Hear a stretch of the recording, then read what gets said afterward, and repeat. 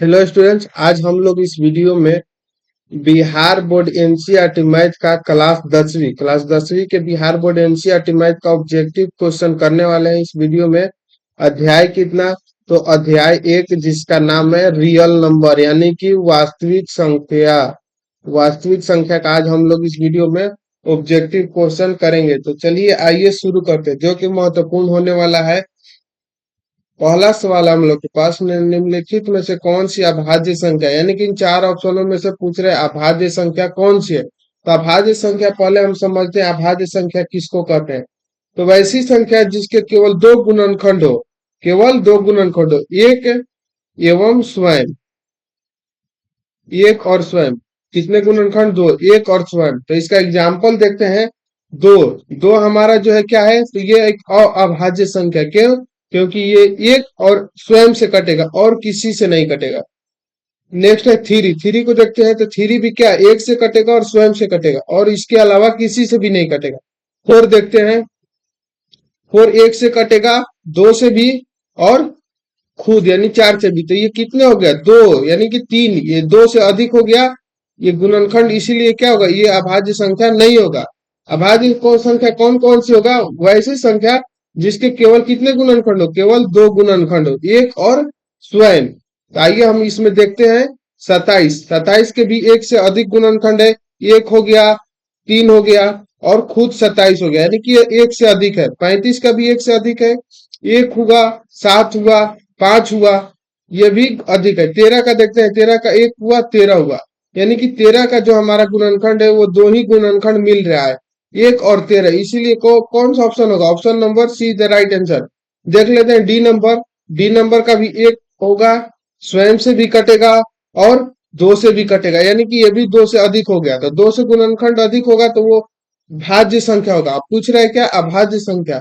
तो अभाज्य संख्या वैसी संख्या को बोलते हैं जिसको केवल दो गुणनखंड हो। कौन कौन? तो एक और स्वयं, एक और स्वयं के अलावा कोई और दूसरा गुणनखंड नहीं होना चाहिए। इसीलिए ऑप्शन नंबर सी हमारा सही होगा। क्यों? क्योंकि इसका दो गुणनखंड है, एक और स्वयं, इसके अलावा कोई नहीं। 1 से 20 तक देखते हैं कितनी अभाज्य संख्या है। तो पहली होगा 2, 3, 5, 7, 11, 13। उसके बाद हो जाएगा आपका 17, 19, उसके बाद 25, 29। ये 1 से लेकर के 30 तक के बीच में हमारी क्या है? अभाज्य संख्या है। एक नहीं होता, एक ना, एक अभाज्य संख्या आपका नहीं होता। क्यों? क्योंकि उसका एक ही गुणनखंड है। यहाँ पर दो होना चाहिए कम से कम, एक और स्वयं। इसीलिए सबसे छोटी अभाज्य संख्या हमारा दो होगा। 2, 3, 5, 7, 11, 13, 17, 19, 25, 29, ये हमारा क्या है? ये अभाज्य संख्या है।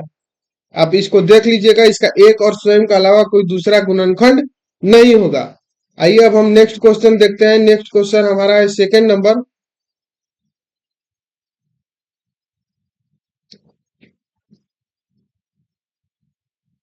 सेकंड नंबर, थर्ड नंबर आ गया। सेकंड नंबर क्वेश्चन देखते हैं।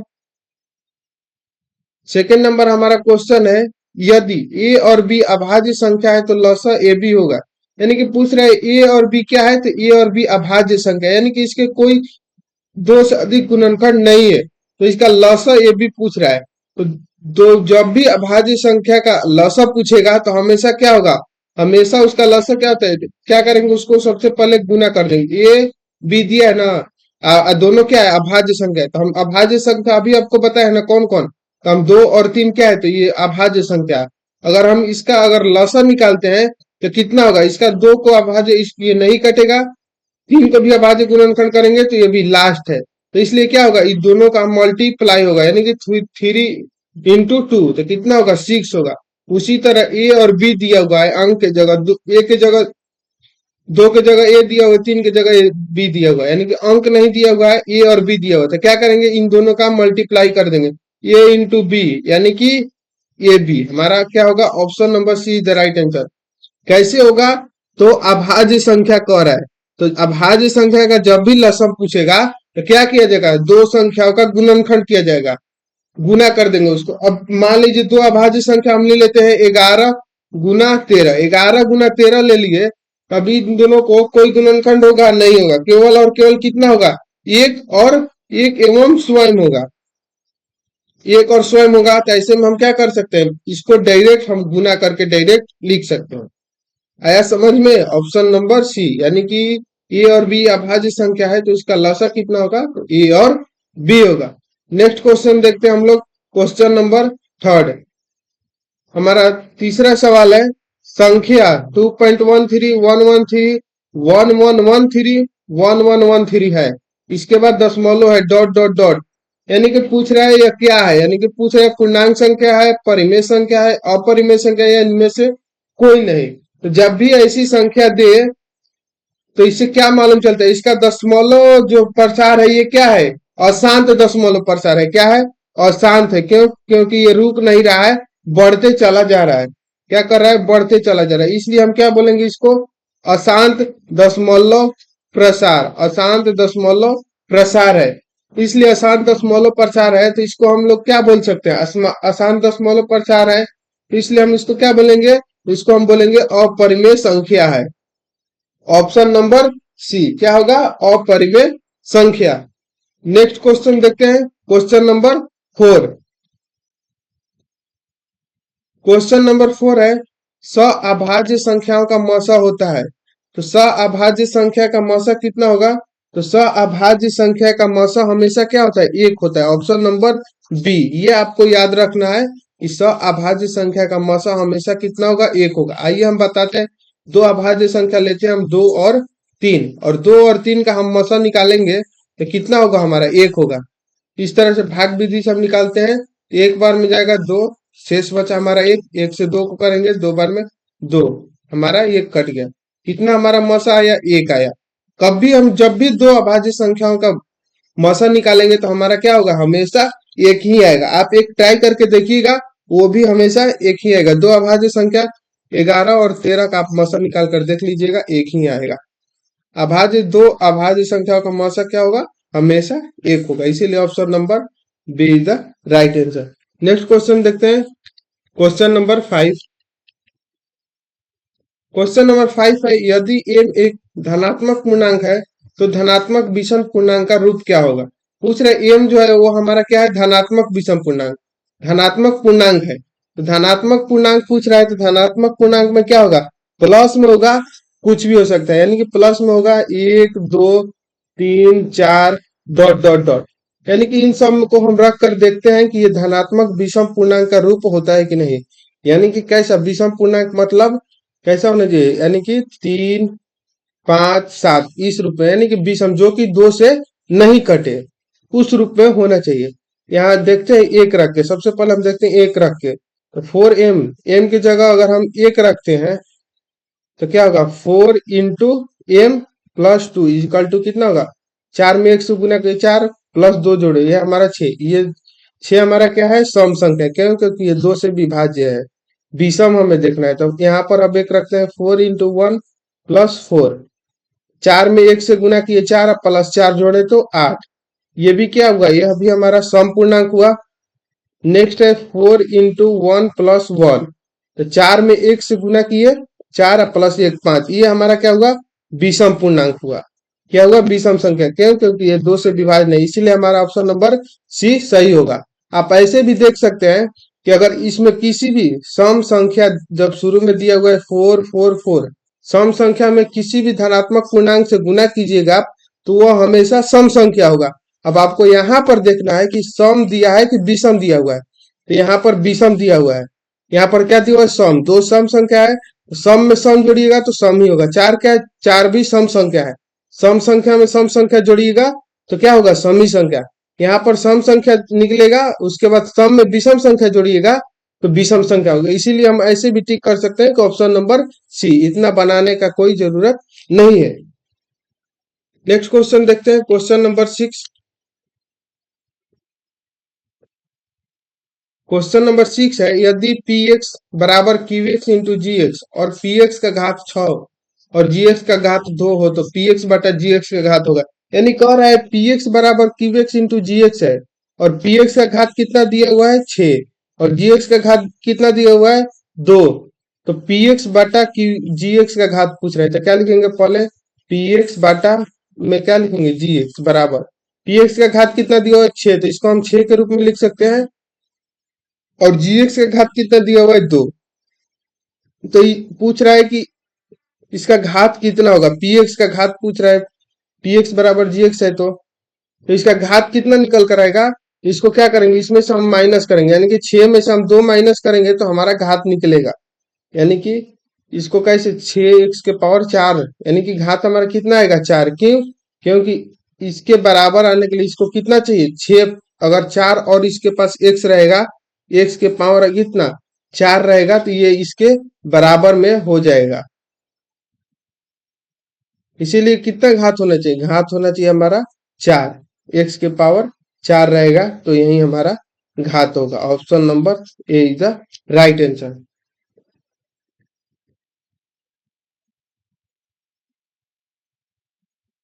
नेक्स्ट क्वेश्चन देखते हैं 7 नंबर।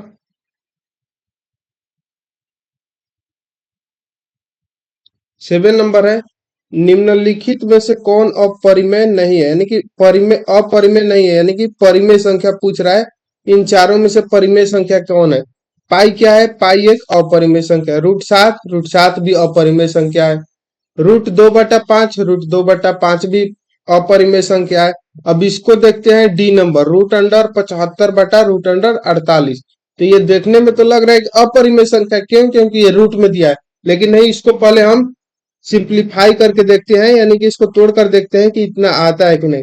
तो √75 को हम कैसे लिख सकते हैं, 3 × 25, और 48 को लिख सकते हैं 3 × 16, यानी कि 75 को लिख सकते हैं 25×3 = 75, 48 को 16×3 = 48।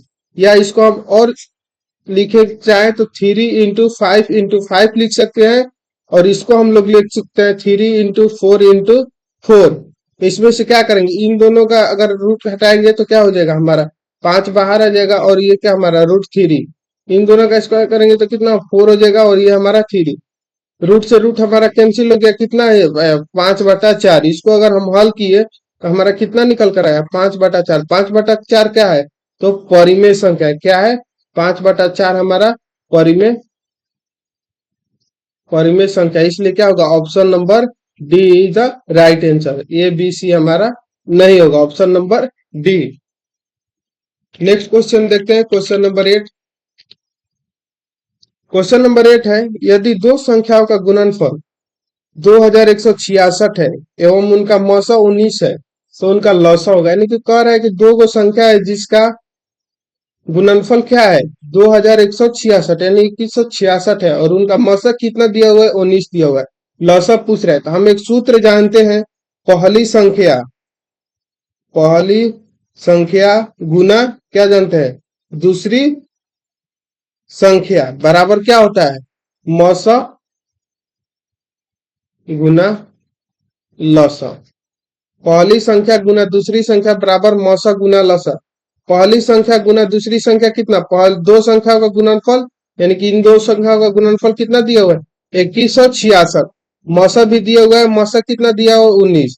हमसे लौसा पूछ रहा है, तो लौसा निकालने इसको क्या करेंगे, इधर लाएंगे, तो लौसा बराबर लिखेंगे हम लोग, लौसा बराबर 2166/19। अब ये पूछिएगा कि कैसे हो गया, इसको क्या एलसीएम है ना, तो इसको हम क्या करेंगे 2166 बराबर 19 गुना लौसा, यानी कि एलसीएम। तो क्या करेंगे, तो एलसीएम को इधर ही रहने देते हैं, बराबर का चिन्ह देंगे। इधर कितना है 2166, इधर ये गुना में है तो इधर क्या होगा, इधर जाएगा तो ये भागा में, उसी को हम क्या किया है तो पलट कर लिख दिए हैं। अब 19 से 166 को हम कटाएंगे, तो 19 से 21 गया एक बार में, बचा शेष हमारा कितना बचा 2, ऊपर से आया 6, तो कितना होगा 26, फिर जाएगा एक बार में, बचा हमारा 19। 19 में से कितना बचा, 19 में से 6 घटाएगा 7 बचा, 7 ऊपर से आया 6, यानी कि 76। 19 के 76, यानी कि हमारा कितना आया, लौसा हमारा जो निकल कर आया एलसीएम कितना आया 114, यानी कि 114। इनमें से कौन सा option number C is the right answer. Next question देखते हैं, क्वेश्चन नंबर 9। क्वेश्चन नंबर 9 है, यदि ए बराबर 23 × 3 × 5 और बी बराबर 24 × 5 × 7, तब लौसा ए बी होगा। इतना और इतना दिया हुआ है, और पूछ रहा है कि लसा ए भी होगा, इसका दोनों का लसा पूछ रहा है। तो सबसे पहले हम इसको लिखेंगे 23 गुना 3 गुना 5। इसको हम सबसे पहले ये भी देखेंगे कि ये अभाज्य गुणनखंड के रूप में है कि नहीं, यानी कि इसका कोई और कटे कर नहीं ना होगा, नहीं तो फिर दिक्कत होगा, आंसर हमारा नहीं है। सबसे पहले हम इसका अभाज्य गुणनखंड चेक करेंगे कि अभाज्य गुणनखंड के रूप में है कि नहीं। तो ये अभाज्य गुणनखंड के रूप में, उसके बाद हम बी को देखते हैं। तो बी हमारा 24, 24 गुना 5 गुना 7। हम 24 क्या, 24 अभाज्य गुणनखंड के रूप में नहीं हुआ है, तो इसको हम 24 को क्या लिख सकते हैं, 24 को हम लिख सकते हैं, 24 को हम नहीं, 24 पूरा नहीं लिखेंगे, 24 को हम लिखेंगे ऐसे, कैसे, 8, इसको हम लिख देंगे 3 into 8, 3 into 8 into 5 into 7। और उसके बाद इसको हम लिख देंगे 23 into 3 into 5। अब उसके बाद हम क्या करेंगे, दोनों में देख रहे हैं सिमिलरिटी कौन सा है, तो 3 और 3 इसमें भी है, 5 और 5 इसमें भी है। तो अब सबसे पहले क्या करेंगे, जो नहीं मिल रहा है उसको लिखेंगे, और जो मिल रहा है उसको एक बार लिखेंगे। तो 23 गुना 3 गुना 5 गुना 8 गुना 7। अब इन हम क्या करेंगे, इन सबको गुना करेंगे। तो हम 23 में 3 से गुना करेंगे, तो 23 क्या होता है, 23 हमारा 69 होता है, यानी कि 23 हमारा 69 हुआ, 69। और उसके बाद 5 में 8 से गुना करेंगे तो हमारा 40 हुआ, और 40 गुना 7। तो 40 में और 69 में गुना करेंगे तो एक से एक जीरो रखते हैं साइड में, नचो के 36 के 6 कितना हुआ,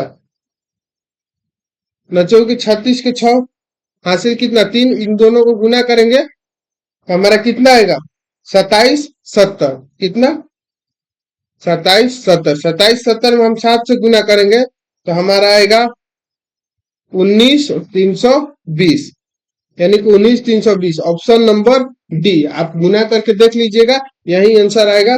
option number D is the right answer. कैसे बनेगा, तो सबसे पहले हम क्या करेंगे, तो जो दिया हुआ है ए और बी, इसको हम लिखेंगे, उसके बाद देखेंगे दोनों में कॉमन कौन है। तो दोनों में पहले जो कॉमन होगा उसको लिखेंगे, उसको देखेंगे कौन मिल रहा है उसको लिखेंगे, उसके बाद जो जो नहीं दिया हुआ है कॉमन नहीं उसको भी लिखेंगे, उसके बाद क्या कर देंगे, तो मल्टीप्लाई कर देंगे।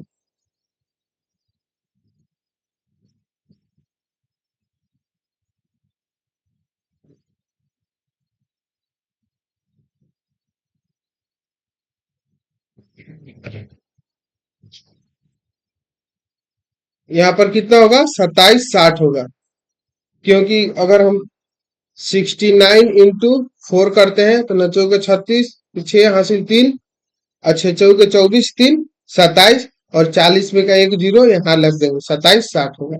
गुना 7 करेंगे 19 320, option number D. Next question देखते हैं। नेक्स्ट क्वेश्चन कितना हमारा, 10 नंबर। 10 नंबर कह रहे हैं 144 का भाज्य गुणनखंड में 2 का घातांक है। 144 का भाज्य गुणनखंड में 2 का घातांक पूछ रहा है। तो सबसे पहले क्या करेंगे, 144 का भाज्य गुणनखंड करेंगे, तो 144 लिखेंगे, उसके बाद इसको अभाज्य गुण, सबसे पहले हम 2 से करेंगे। छोटी अभाज्य गुणनखंड कितना, अभाज्य संख्या 2 है, तो इसको आधा 2 का, इस 144 का आधा करेंगे तो 144 का आधा हमारा कितना होता है, 144 का 100 का आधा हमारा 50 हुआ, और 44 का आधा हमारा 22, यानी कि हमारा कितना है 72। फिर 72 का आधा करेंगे तो 36, 36 का आधा करेंगे 18, 2 से ही कटेगा। फिर 18 2 से कटाएंगे इसको 9, 9 को 3 से कटाएंगे 3। ये हमारा कितना अभाज्य गुणनखंड हुआ। अब इन दोनों को देखते हैं कि 2 का घातांक कितने बार है। इसको पहले हम अभाज्य गुणनखंड के रूप में लिखेंगे, क्या होगा, 2 into 2 into 2 into 2 into 3 into 3। अब इसको क्या करेंगे, घात के रूप में लिखेंगे, 2 के पावर 4 into 3 के पावर 2। इसका घातांक कितना है, 4 है। 2 का घातांक पूछ रहा है ना, और क्वेश्चन में 2 का घातांक पूछ रहा है, तो इसका घातांक कितना है, 4। अगर 3 का घातांक पूछता तो 2 होता, लेकिन पूछ रहा है 2 का घातांक तो 4 होगा। Option number C is the right answer. यहीं तक 10 क्वेश्चन, महत्वपूर्ण 10 क्वेश्चन था। उसके बाद अगले वीडियो में हम और क्वेश्चन लेकर आएंगे। तो मिलते हैं नेक्स्ट वीडियो में नेक्स्ट टॉपिक के साथ, तब तक के लिए जय हिंद।